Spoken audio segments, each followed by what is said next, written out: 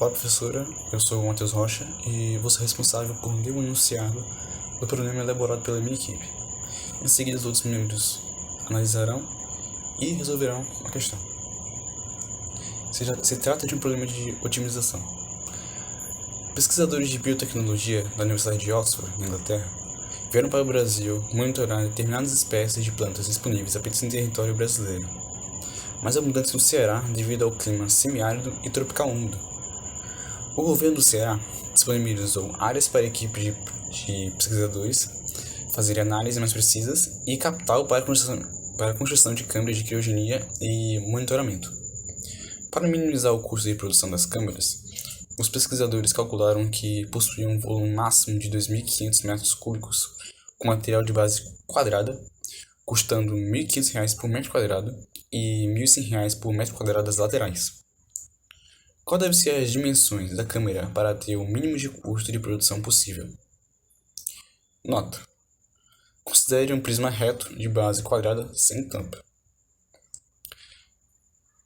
Primeiro, devemos considerar o custo de produção da câmera, descrevendo-a como uma função. O enunciado fala que a base é quadrada, então as variáveis da figura se comportam da seguinte maneira: A igual a B, onde A descreve a base e C descreve a altura do prisma ou a parte lateral. O volume foi especificado na questão correspondendo a 2.500 metros cúbicos. Pela equação do volume, área da base vezes altura igual ao volume, encontramos x ao quadrado vezes y igual a 2.500.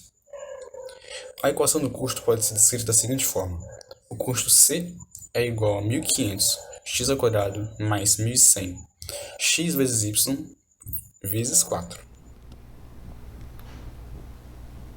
Bom, eu sou o Marcos Felipe e eu vou ser responsável por desenvolver a questão que foi elaborada o enunciado e lida pelo Matheus Rocha. Bom, graças ao enunciado eu posso perceber que o meu custo é em função de x e em função de y, bem como o meu volume, que ele já determinou o meu volume máximo. Então eu só posso definir em função dessas dimensões de base quadrada e da minha altura. Só que eu não posso transformar o meu custo ainda em uma função, em função de x. Então eu vou ter que isolar o y para encontrar uma formulação e substituir nessa primeira equação. Substituindo, eu vou ter que c em função de x. Generalizando e fazendo a manipulação algébrica, eu vou ter cx é igual a 1.500 vezes x ao quadrado mais 11 milhões sobre x. Essa é a minha expressão geral para definir a minha função do custo em função de x. Graças a isso, eu posso fazer uma derivada. A derivada para encontrar as dimensões mínimas que eu preciso para ter o menor custo possível, que seria a derivada desse produto, a derivada da constante vezes a potência. Então eu vou derivar somente 2x ao quadrado, que eu vou ter 2x elevado a menos 1, 1 vezes 1.500.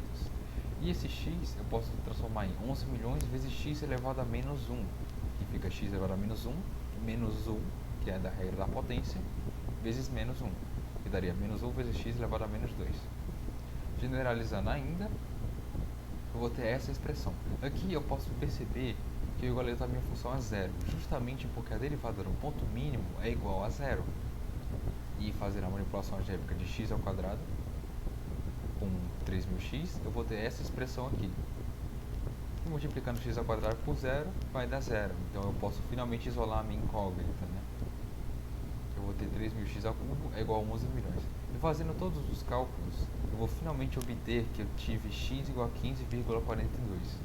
E substituindo nessa equação de y, eu vou ter que y é igual a 12,61 metros.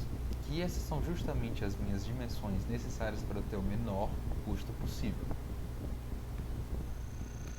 Bom, podemos ver que eu coloquei no GeoGebra as duas funções, tanto a função principal quanto a sua derivada. E a gente pode ver aí que de primeira assim a gente pensa que é uma função que é constante em y. Mas ela não é uma assíntota nem nada do tipo. Ela só é uma função que, por ter números muito grandes aqui, né, dentro dela, qualquer valor de x pode fazer com que ela exploda e a sua taxa de crescimento seja muito grande. Por isso que essas linhas são quase que totalmente verticais, mas elas não são, elas têm uma certa inclinação que é muito pequena em relação ao eixo y, mas tem. E por isso sua derivada também é muito íngreme. A tangente, né, a reta que passa por por essa função, ela é muito, muito, muito paralela ao eixo y. Ela não chega a ser paralela ao eixo y, mas ela é muito íngreme e tem um ângulo muito pequeno em relação ao y. E por isso que ela é desse jeito, e a sua derivada também é do mesmo jeito. Só que em vez de ser 3, né, passando aqui, ela só é 1.